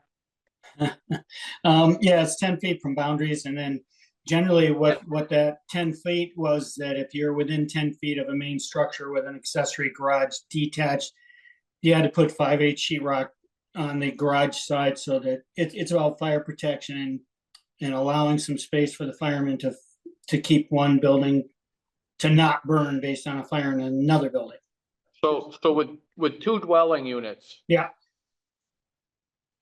It just, with that logic, how we have the accessory structure at 10, would the dwelling also be 10 feet? You might need Now, more space. it's a good question, but with that, the building code could look at it as one building, even though zoning looks at it as 2. And then each side that faces the other side would have to have a certain rating on that wall, at least on the inside. I thought it Yeah. was 10 feet, or 10 feet was the magic number where building. Well, treated in zoning for, if it was an accessory garage, that may be Yes. true. But if it's another dwelling unit, it takes a different aspect because now you have people Okay. You know, Okay. people living and sleeping, that's a different ballgame. So I thought this was probably to allow, firemen and hoses and maybe fire Yeah. trucks to go between them. Yeah. If that's what they had in mind originally. I'm guessing that, I don't know. Mhm. So if that is it, how many feet do you need? Do you need all 35 feet or 25 or 20 or 15? Um, so there is a building requirement between dwellings, right, Gordon? Different than between. Yeah, structures? between two buildings, you're gonna want to have at least 35 feet, just. There's other things, opening protectives, it's a problem. Mainly if there's a non-residential and then a residential building, it creates some problems. But you know what? Zoning can allow it and then the building code just makes them super build it, that's all. There you go. I'm just thinking about around Boston, you drive around the suburbs of Boston. Oh, yeah, Houses are that far I apart, know. right? Yeah. I mean, that was pre-uniform state building code where every town had their own. well, I know, but I mean, the idea that there's gonna be 35 feet between it. Residential buildings in Jamaica is crazy, right? It is, I yeah. mean, it's like 3 feet. Yeah. Oh, yeah, I understand, Yeah, we have, Like, in Lee, we like have Gordon that. said. Yeah. For zoning, we could put a number in here and then it could get squashed by building code, so. Yeah, well, that's right. I mean, the building code would just basically just say you have to build, that wall differently than you would the rest of the walls. You may want to get this draft over to the building commissioner for his review on those distancing issues too. Let's, how about the fire chief? Is he gonna have an opinion? no, it'd be building. This is a building code issue as far as sprinkling and the construction of the walls and opening protectives. It's not in the fire code. 25, go with the 25 and we'll check with See Matt. what happens. Yeah. Sure. Okay, good. That's solved for tonight, at least for tonight. 5, in all zones, maximum lot coverage for multiple dwellings Oh. is 80% of lot area. Oh, I guess I did take care of that. Mm. Oh, Mm. okay. So I took a big swing here. Maybe it's That's a a- whip, I don't know. That's wow. So we previously said we're gonna put a coverage tape from table 1. So what do you want to do? You want to you go back to, just strike this out? Want to do some math? Multiple dwellings, More than 2 bedrooms. let's see. Oh, yeah, I took out the thing about 2 bedrooms. What? You can't Yeah. have more than 2 bedrooms? You can't build housing in Lee that has more than That's 2 bedrooms? crazy. Yeah, Of course you can. We Yeah, don't you want, we don't want I any say big cross it families out. here. Right. No. Cross it out. So, you're. So here's hypothetical. You have a house in R20, town water sewer. You can reduce it to 10,000 square feet. For one, Right. for single family. 20, it's 20,000 for 2 family, Right, but then with the, 40 down to 20, 40,000 down to 20,000. Oh, wait, I'm sorry, I'm looking at the wrong table. I'm not looking at my table, I'm looking at the bylaw table. yeah, the current. Yeah. So we have it 2 family at 25, so you 12.5, 12.5, 50% of that is gonna be 6,250. 6,250. Hmm. I I'm getting tired. I think on a, what that's a 1/4 acre lot.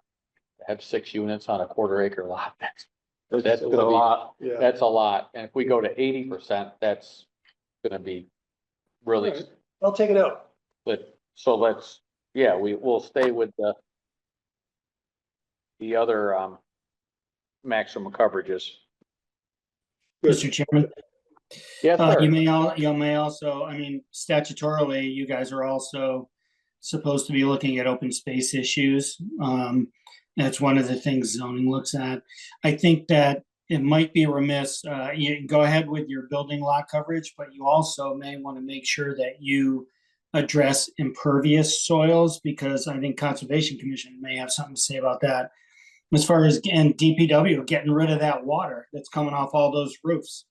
And parking areas, you got to be able to absorb that. If it's all going in the street drain because you tarred the whole lot over, that could inundate our system. And Dave could talk more to that, but I think a total impervious soil wouldn't be a bad thing to keep in the back of your minds, in addition to the building coverage maximum. I know I really should leave. No, I'm just thinking about that. What we have now, we really don't have anything now that would prevent a residential place to 100% pave their entire lot. No, it's mainly industrial OPLI. It's more the Yeah. commercial things and not the residential. And that You're right. we're maintaining all that, all those. Yes. I don't Yeah. know. Well, again, it's just a thought.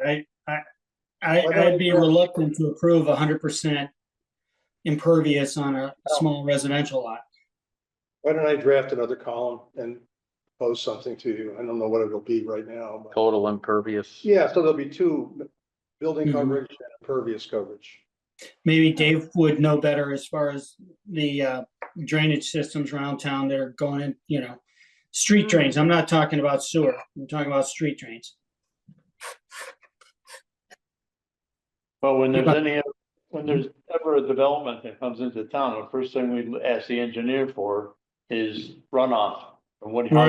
And how he's gonna handle from that lot Yep. or that project. We haven't had anything that's popped up recently, but, our sub drains can only take so much. And we're living in the 50s with sub drains. And you're about to open up the world to more impervious soil that's going to add to your underground drains. So that's why I was bringing it up to you, Dave, to talk to the board about it. Okay, next we have paragraph 6. Which I propose to strike. It currently says the minimum side yard requirements for any proposed dwelling located on a lot which abuts a lot in residential use shall be increased by an additional 10 feet. I think we had something like this in the earlier table, didn't we? We did Was it 10 with feet? the old table. Yeah. And Yes. we decided to get rid of all those. Okay, so this is properly stricken here then. Mm-hmm. All right, and we can go on. 7 doesn't exist. 8, the minimum area of developed playgrounds, recreational areas, or other usable suitably landscaped open space shall be at the rate of 500 square feet per bedroom. This implied that every multiple dwelling has to have a playground. Yes. And I think that's just completely painful and unnecessary. So I propose to strike it.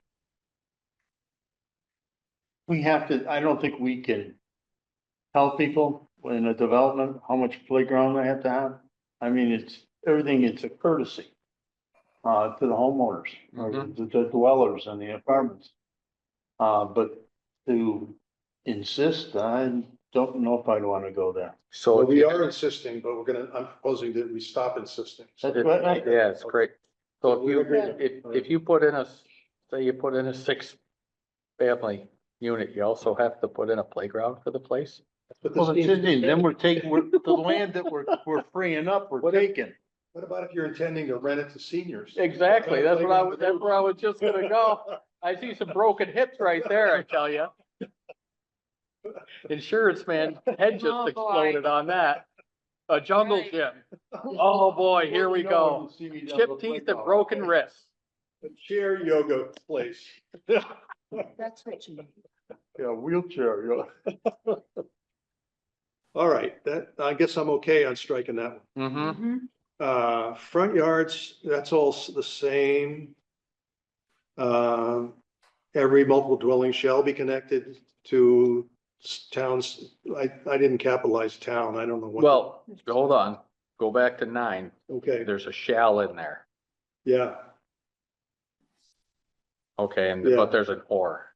So do you have to have grass, trees, shrubs and walkways or?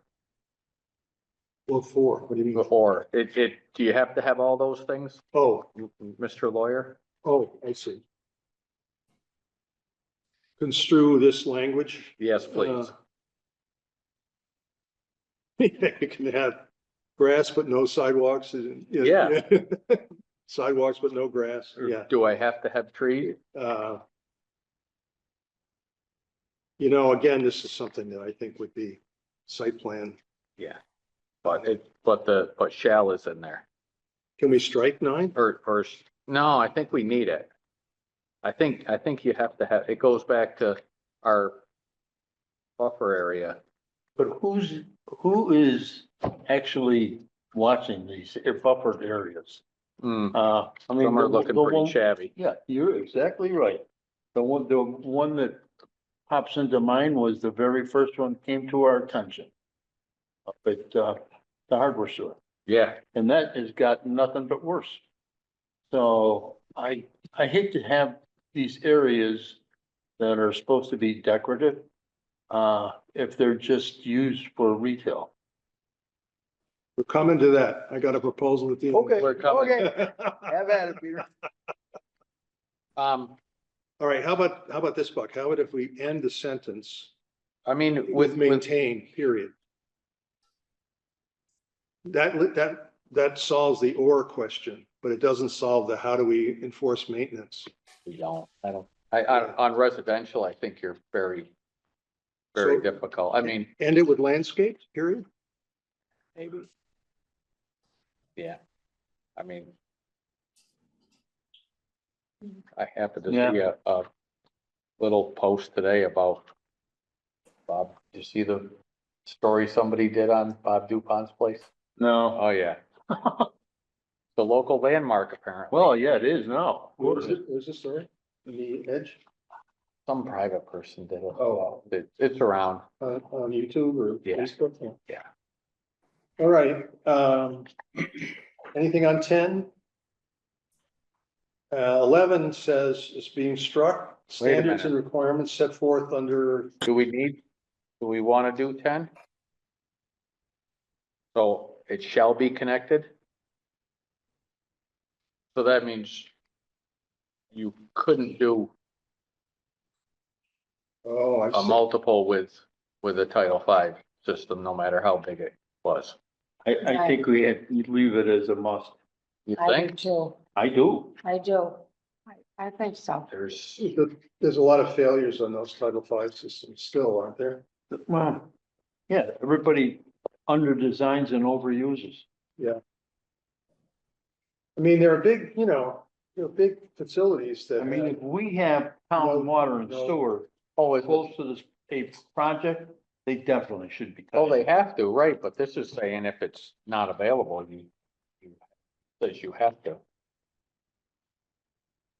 Even if it's not, so if you don't have it available, you can't do that. Okay. If you're reading it that way, Yeah. right, I agree with you. Every multiple dwelling shall be connected to town sanitary sewer and water system. So if it's a multiple dwelling, it shall be connected. Right, and then means some places you'd have to pump, you'd have to do all kinds of. Well, I don't know. Why don't you check the Title V requirements? Because I don't see why it can't be private sewer, and over a certain number of people, they have to make it a public water supply as far as the water. Exactly, yep, there would be that too. Yeah, so, I would think, I don't see why you can't have multiple family on its own sewer system up on the side hill down Cherringham Road or something. As long as it complies with Title V, why do we care if it's tied into the town or a Title V system? This was probably a reasonable thing to say when there was no Title V. Correct. Well, and when there wasn't any real need for multiple families either. Yeah, Multiple family is 3 or more, not generally speaking, it's not 2. 2 is not considered multifamily. I think I'm hearing we should repeal this 10, strike it, right? Strike it from the Yes. bylaw. Well, they have to comply to the health regulations one way or another, either by Title V requirements or hooking into the town. If they meet either one, why do we, what's the deal? I know it's not a great example, but the Stockbridge Industrial Park, that apartment building, that's on a septic system. Right by the river. Yeah, not a great example of a No, No, we get apartment sewer- building, but it is an apartment We building. get the sewer right across the street. But it's in Lennox Is or it? in Stockbridge. It's in Stockbridge. Who cares? Stockbridge. It's in Stockbridge, yeah. Stockbridge, The pump station's right across the street. I know. Yes, it is. It's 10 minutes of 8. I think if we hustle, we can finish and get to that part that I promised Dave. Okay. Wow, you're ambitious tonight. I was, I- all right, all right. I'm tired, but I want to finish. All right, paragraph 11 is proposed to be struck. Standards and requirements may be waived, modified or waived in case of rehabilitation for multiple dwelling use of buildings which existed at the effective date of this chapter. I don't know what the effective date of the chapter was. And I don't know why anything would have to be waived other than what's already got waivers, in other places. So I suggested deleting it. I don't know if it's got some vital hook that's left to reality, but I don't think so. You want to think it over? Keep going? Keep going. Yep. All right. The next long section for a full page is A-Rod. Yep. And the only thing that I'm doing here really is changing in subparagraph B1, 15 years to 10 years. And 10,000 square feet to 5,000 square feet. I think that's a really good one there. Yeah. Making A-Rod more useful in other kinds of, for smaller buildings that have been in use for less than 15 years. And the rest of it is clarifying. Okay? Now, to the bottom of page 23, landscaping strip. We have in the existing bylaw 199-8.8, which talks about required minimum parking facilities, all weather surfacing. Subsection B requires a landscape strip where an off-street parking facility is adjacent to a street line. And the landscape strip shall be not less than 6 feet wide in RA and RB districts and not less than 3 feet wide in other districts. So it's a requirement throughout the town, not just in the commercial districts. If you're going to have parking, you need to have a landscaping strip of 3 feet or 6 feet, depending on zone. Okay, now I've rewritten this to say there shall be a landscape buffer strip between the street line and the balance of any lot in the CBC or RB zoning districts, and also for any lot in any other zoning district where an off-street parking facility is adjacent to a street line, and also for any multiple dwelling adjacent to a street. The buffer strip shall not be less than 6 feet wide in the RA and RB districts and not less than 3 feet wide in other districts. So the size requirements are rewritten. I don't think that I've really made a substantive change there other than to just rewrite it. I'm not even sure that I like my rewrite, but there it is. It might, I think, look at it again. Okay, It could, yeah, I think you circle around a couple times there. yeah. You know okay. what I mean? All right.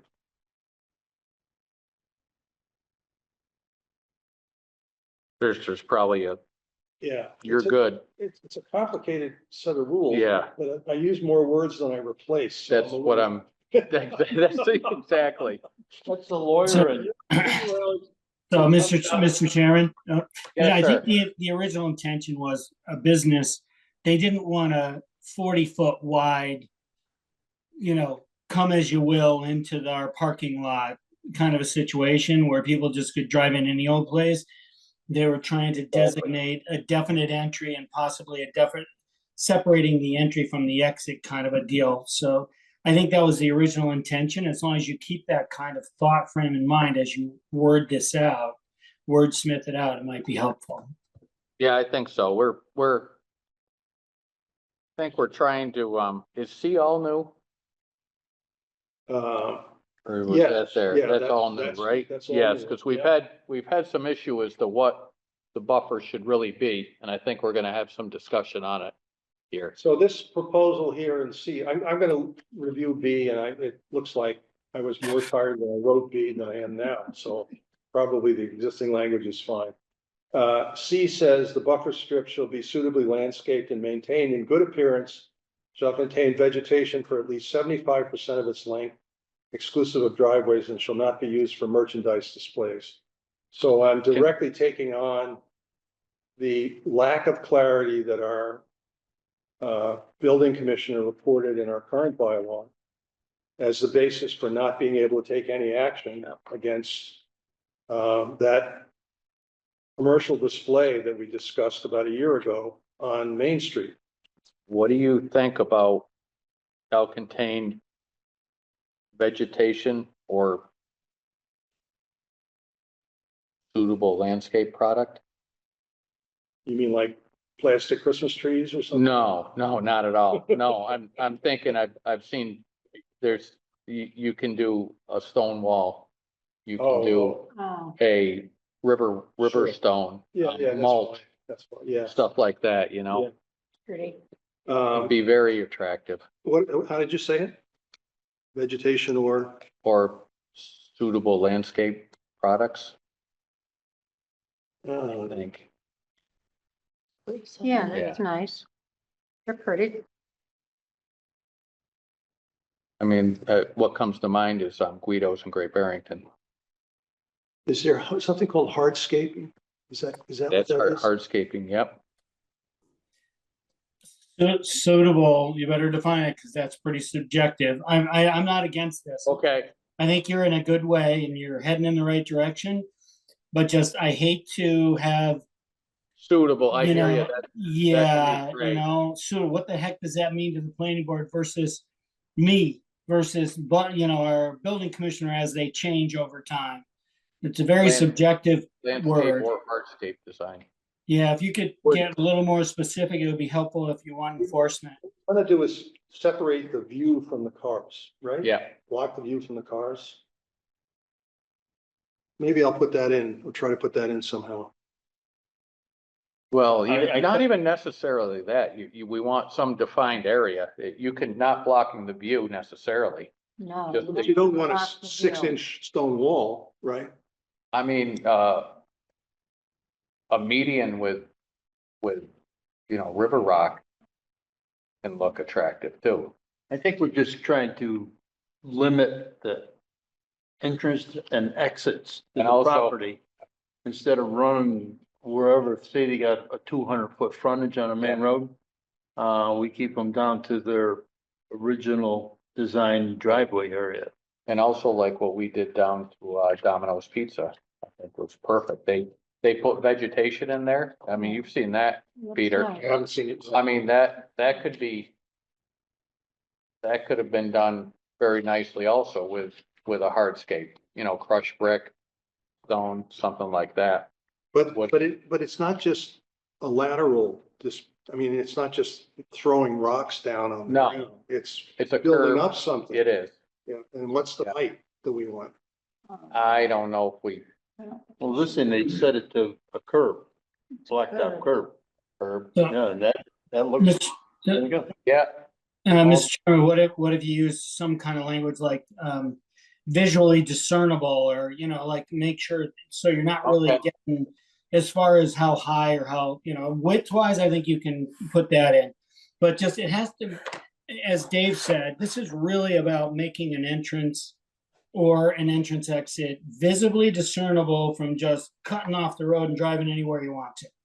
that's Well, Car Harbor meets that standard. right. Yes, but it does. It does. That's do. correct. What they would, our last line is really where we wanted to be also. Yeah. Don't put anything in that. Yeah, That's- Yeah, and keep that. Yeah, it's not a That's display. really area. what we're after. Right, it's not a display area, but it's visibly discernible from, as distinctly different and separate from the entry and exit. so I'm gonna ask people to send me language on this. I'm a little confused about what we want, but maybe I'll accumulate whatever anybody sends me. Yep. Did we make the deadline, Buck? The Friday before the next meeting. No, I mean, is it 8 o'clock? yet? Oh, did we make the deadline? There's the Oh, bell. yes, Bell. bell. We made it. Perfect. Nice going, Peter. Boy, Yeah, you but kept it going. This last one about the mowers, is it like? low- Well, it started off when they had the wood chips piled up and Yeah, pellets, the Pellets. pallets of pellets. pallets of pellets. yeah. And it was like 7 feet high. Was it on the landscape? Yeah, Yes. yeah. Now, what's to say they, you know, have a nice little landscape and what's to say they just don't stack stuff up right behind the landscape so you can see it? I would say they can stack up Then- in their parking lot. They can put anything they Then want. they're sacrificing their parking You're spot. taking the parking spot. Now, what if, you know, with the holidays around, what if they put one of those big signs that? No, we're, that say- then it's a sign and it's a holiday sign and they'd be okay there. Dan, my Not view on this merchandise. is either we have it or we don't have it, you know? We have a requirement for a landscaping strip. We call it a landscaping strip. But there's no landscaping. So what is the requirement? Well, the requirement apparently is that the architect put in a strip that was 6 feet wide or 3 feet wide or whatever it was. They covered it with red mulch and they get to display their merchandise on it. And right now, the bylaw doesn't prevent any of that. And I just think if you're gonna have that, what have we gained? What have we, Right, well, no, I get I it, think- I kinda, you know, if you have a landscape strip out there. And you have a conversation and say, hey, you know, this is what we're looking for, and they say, well, you know, maybe that's not our model. You know, maybe we could offer to put something there that is more of a fit. lights? And that's I where, don't know, you guys, that's where the site plan happens. Yeah, Just what happens during the site plan. That we would decide. What is it, just, what was your term, discernible, Visually discernible. visually discernible? Something like that? And I think the last phrase there is the big thing that we're after, is the merchandise display. Cause that did, they had pallets of pellets lined up with this price sprayed And now on. they put snow blowers out Yeah, there, lawnmowers and stuff. I don't know. I mean, we didn't have a landscaping requirement, I wouldn't care. Mhm. It's just the way the town looks. We're gonna look like And- Dallas, okay, we're gonna look like Dallas, and but we're trying not to. Hoppy used to put them right on the sidewalk. Don't grid before, way before your time. That's right. Made it. All right. Wow, that was great. All right, I'll do another draft. Brooke, I may look to you for help. I don't know how much you want to do on this. You're all right? Software, and You get a motion? Yeah, we need Yeah. last motion. To adjourn. Motion. Okay, So moved. Second, second, I'll second. all in favor? I. Aye. Aye.